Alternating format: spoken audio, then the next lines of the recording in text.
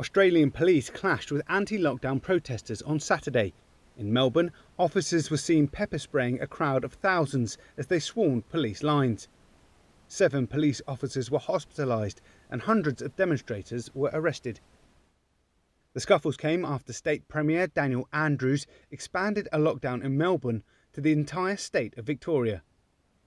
Police there vowed to hand out fines of $3,900 to those they could identify as having taken part in the protests.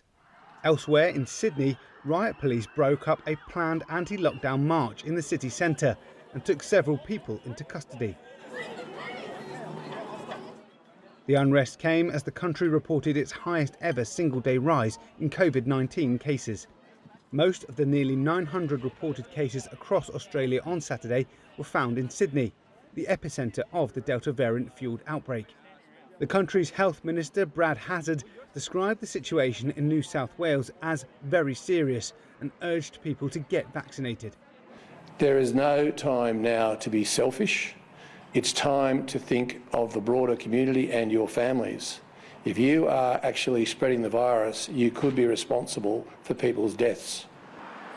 Australia is battling its third wave of infections, which began in Sydney in mid-June. Officials in New South Wales said on Saturday that nearly 100 people were active in their communities whilst infected with COVID-19, and that there have been a number of breaches in public health orders that have slowed efforts to curtail the outbreak.